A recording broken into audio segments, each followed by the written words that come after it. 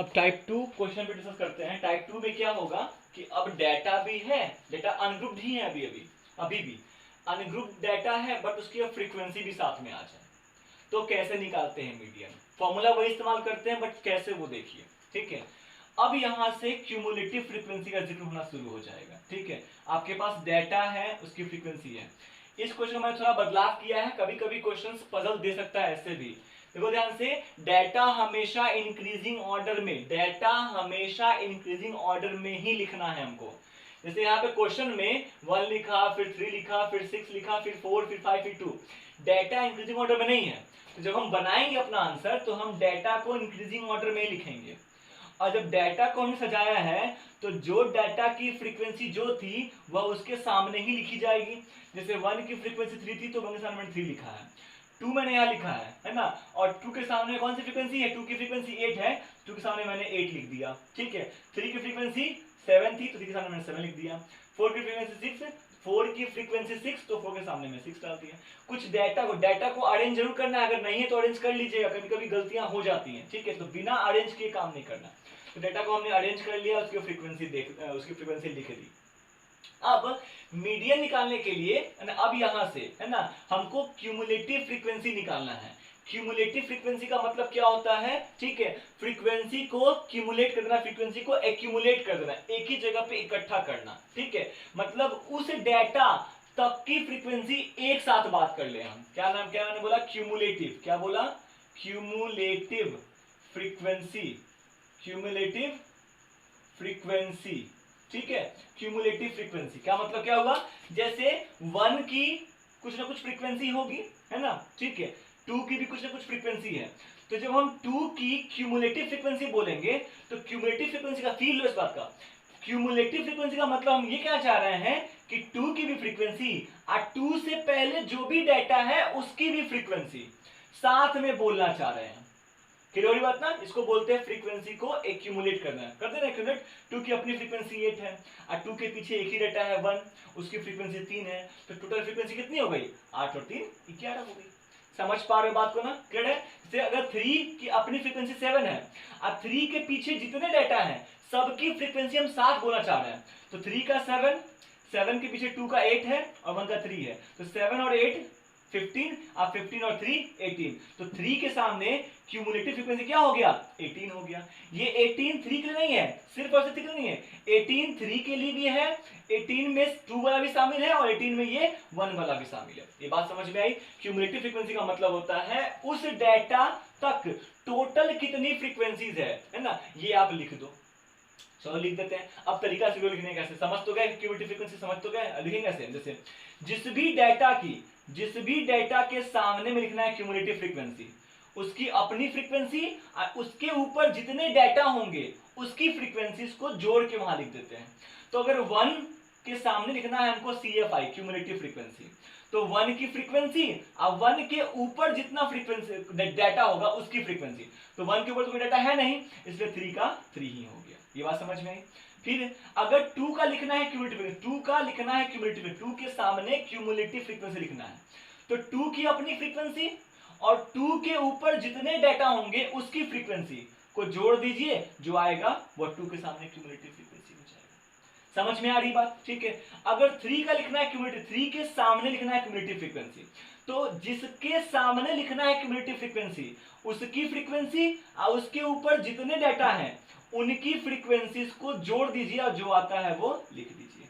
8 7 15 और 15 3 18, है ना। फिर अगर 4 का लिखना है तो 4 की फ्रीक्वेंसी और 4 के ऊपर जितने डाटा है उनकी फ्रीक्वेंसी जोड़ लीजिए, तो क्या हो जाएगा? 6 7 13, 13 और 8 21 और 21 3 24। ठीक है, एंड लाइकवाइज ऐसे भी है ना, 5 का भी कर लिया और 6 का भी कर लिया। क्लियर है? एक शॉर्टकट ट्रिक भी देख लो, जो देख लो। पहला वाला CFI तो बहुत आराम से निकल जाएगा, जो है वही, जो F है वही CFI हो जाएगा। अब देखो, पहले वाले CFI में दूसरे वाले FI को जोड़ दो तो दूसरा वाला CFI निकल जाएगा। फिर है ना दूसरे वाले CFI में तीसरे वाले FI को जोड़ दो, है ना, तो तीसरा वाला CFI निकल जाएगा। तीसरे वाले CFI में है ना चौथे वाले FI को जोड़ दो, है ना, चौथा वाला CFI निकल जाएगा। समझ पा रहे बात को ना? कुछ ऐसे ट्रिक है, जैसे याद रहे, है ना। ठीक है, ट्रिक है, याद कर लीजिए। क्लियर है? फिर इसको इससे जोड़ दिया, ये निकल गया, फिर इसको जोड़ दिया तो ये निकल गया, है ना। तो तरीका है, खैर लॉजिक में समझा दी कैसे CFI निकल रहा है, तो CFI निकाल लिया। एक और यहाँ पे इंपॉर्टेंट बात समझ लीजिए कि जो CFI है आखिर ये बता क्या रहा है। CFI आखिर ये बता, आपने एक्यूमुलेट तो कर दिया है लेकिन ये बता क्या रहा है, what does it telling you, है ना, क्या बता रहा है आपको। ठीक है, तो CFI बता रहा है ये, जैसे यहाँ पे 3 लिखा हुआ है ना, तो ये बताता है पोजीशन को। देखो CFI में जो भी दिख रहा है समझिए वो पोजीशन है। क्या है, पोजीशन है। मतलब 3 लिखा हुआ है, मतलब first position, second position, third position, 3 position है। तो उन पे पोजीशन पे नंबर भी आएंगे। कौन से नंबर आएंगे, तो पहले तीनों पोजीशन पे कौन सा नंबर है, 1 1 1 1 1 1। फर्स्ट पोजीशन पे 1, सेकंड पे 1 और थर्ड पे भी 1। पहले 3 पोजीशन पे क्या आ रहा है, 1। 3 के बाद और 11 तक, 3 के बाद और 11 तक, मतलब चौथा पोजीशन, पांचवा पोजीशन, छठा पोजीशन, सातवां पोजीशन, आठवां पोजीशन, 9वां, 10वां और 11वां पोजीशन। समझना है बात को, ठीक है।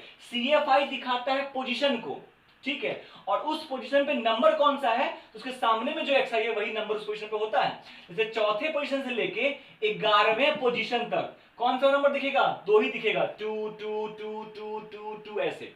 क्लियर हो रही बात ना। वैसे ही 12वें से लेके 11 तक तो 2 हो गया, अब 12वें से लेके 18वें तक, है ना, 12th position, 13th 14th 15th ऐसे, 12th से लेके 18th पोजीशन तक कौन सा नंबर दिखेगा हमको, 3 3 3 3 दिखेगा।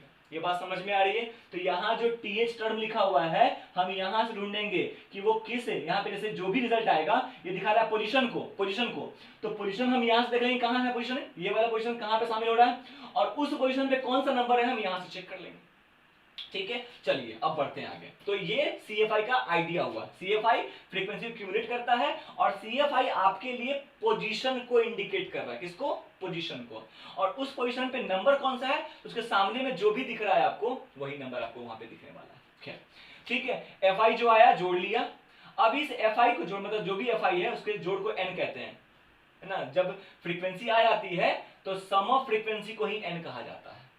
n is equal to 27, ये 27 ऑड है, इवन है तो ऑड है, और ऑड के लिए हमारे पास फॉर्मूला क्या है, median is equal to n plus 1 by 2 TH term, n plus 1 by 2 TH term.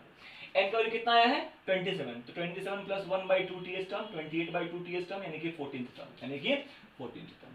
अब हमको देखना है कि इस पोजीशन पे कौन सा नंबर है, तो पोजीशन चेक करेंगे यहां से। 14th पोजीशन कहां पे आएगा, ऑब्वियस सी बात है 11th के बाद है और 18 के 11th के बाद है और 18 तक में है, एंड 12 से लेके 18 तक में ही ना आता है 14th पोजीशन, और 12 से लेके 18 तक नंबर कौन सा होगा, तो 3। 12 से लेके 18 तक नंबर कौन सा होगा, 3 तो होगा, क्योंकि 11th पोजीशन तक 2 है, 11th पोजीशन तक क्या है 2 है, तो 13 से लेके 18th पोजीशन तक, सॉरी 12 से लेके 18th पोजीशन तक कौन सा नंबर है यहाँ पे 3 है। हमको जानना है 14th पोजीशन पे, तो यानी कि 12th पे भी 3 है, 13th पे भी 3 है और 14th पे भी क्या है 3 है। क्लियर है, तो ये पोजीशन है और उस पोजीशन पे नंबर कौन सा हम यहां से पकड़ लेंगे। ठीक है, 14th कहां आएगा, 11th के बाद ही आएगा 14th, है ना, 11th के बाद और 18 तक में आ जाएगा, और 12 से लेके 18 तक में कौन सा नंबर है यहाँ पे 3, तो हमारा मीडियन कितना हो गया 3 हो गया, कुछ इस तरीके से पकड़ा है। एक बार और एक क्वेश्चन देखते हैं, जब यहाँ पे है ना, यहाँ पे तो और था ना, अब अगली में हो जाए तो ये हमारे पास डाटा है, XI है, FI है, तो हमने CFI निकाला, अभी मैंने सिखाया CFI निकालना। ठीक है, पहला वाला तो जो फ्रीक्वेंसी है वही CFI हो जाएगा, है ना, फिर 4 और 3 7, फिर 7 और 6 13, 13 और 2 15, 15 और 1 16। CFI को मतलब FI को जोड़ा तो नंबर ऑफ, है ना, जो n का जो वैल्यू है, सम ऑफ FI है वो 16 है। एक और इंपॉर्टेंट बात कि जो CFI का लास्ट है वही सम ऑफ फ्रीक्वेंसी भी आना चाहिए, जो CFI का लास्ट है वही सम ऑफ फ्रीक्वेंसी आना चाहिए। कहीं गलती हो रही है इसका मतलब गड़बड़ी हो गई, गलती हो गई। खैर ये समझ में आया, क्लियर है। CFI क्या दिखाता है, मैं बार बोल रहा हूं, CFI दिखाता है पोजीशन को, और उस पोजीशन पे नंबर कौन सा है ना, तो आप उसके सामने वाले डाटा को देख लो, है ना। जैसे यहाँ पे 4 लिखा हुआ है ना, मतलब पहले दूसरे तीसरे चौथे, इन चारों प्लेस पे कौन दिखेगा हमको 1 दिखेगा। अब 4 के बाद आता है 5, है ना, तो 5 से लेके 7वें प्लेस तक, 5वां प्लेस, छठा प्लेस और 7वां प्लेस कौन दिखेगा, तो 2 दिखेगा। 7वें के बाद आएगा 8वां प्लेस, 8वें से लेके 13th प्लेस तक, 8th 9th 10th 11th 12th and 13th place तक कौन दिखेगा हमको 3 दिखेगा। समझ पा रहे बात को, ठीक है। इस तरीके से पोजीशन से हम नंबर देख लेंगे। अब फिर n का वैल्यू डालो, फॉर्मूला हमारे पास है जब n का वैल्यू इवन होता है तो फॉर्मूला ये होता है ना n/2th plus n/2 plus 1th अब i में 2, ठीक है। डाल दिया, n का वैल्यू 16 है, डाल दिया, ये आया 8th टर्म और ये आया 9th टर्म। 8th टर्म और 9th टर्म, 8वां पोजीशन और 9वां पोजीशन पे कौन सा नंबर है अब देखेंगे भाई। तो 8वां 9वां पोजीशन कहां आ रहा होगा, है ना, 4 के बाद तो आएगा, बट यहाँ 7 तक ही है, नहीं 7 के बाद होगा और 13 से पहले होगा, 7 के बाद और 13 तक में आ जाएगा। 7 के बाद और 13 तक में कौन कौन नंबर है, सिर्फ 3 ही तो है। 7 के बाद 8वें प्लेस पे कौन आएगा, 3 आएगा, 9वें प्लेस पे 3 आएगा, 10वें प्लेस पे 3, 11वें प्लेस पे है ना 3, और 12वें प्लेस पे भी 3, और 13वें प्लेस पे भी 3 होगा, है ना। 13वां के बाद 14वां प्लेस और 15वां, 14वां और 15वां पे क्या आएगा, 14वां और 15वां पे 4 आ रहा होगा। तो ये दिखा रहा है पोजीशन को कि उस पोजीशन पे कौन सा नंबर आप यहां से पकड़ लो, है ना। 7वें तक तो 2 आ गया, चौथे तक 1 है, चौथे प्लेस तक 1, फिर 5वें 6ठे 7वें पे 2 आ गया, फिर 8वें 9वें 10वें 11वें 12वें और 13वें पे तक कितना आ गया, 3 आ गया। हमको तो 8वां 9वां जाना है, मतलब 8वें पे भी 3 है और 9वें पे भी 3 है, 3 + 3 और 22 में 2 कर दिया, रिजल्ट दिया 3। यहाँ पे हमारा क्या आ गया, मीडियन 3 आ गया। आई थिंक ये बात सबको समझ में आ गई होगी, ठीक है। इस तरीके से है ना, ये आपके 2 टाइप के क्वेश्चन हो गए। क्वेश्चन आपके एग्जामिनेशन में थर्ड टाइप पे ही जनरली आता है, थर्ड टाइप पे ही क्वेश्चन पूछेगा, क्योंकि तो हमारा 9th का डिस्कशन है, ठीक है, बट फिर भी कभी कभी क्वेश्चन पूछ दिया जाता है, इसलिए बताना पड़ गया, ठीक है। अब थर्ड टाइप में आएंगे तो हम लोग लेके आएंगे कि कैसे ना उसके क्वेश्चंस को डिस्कस किया जाता है ग्रुप वाले को।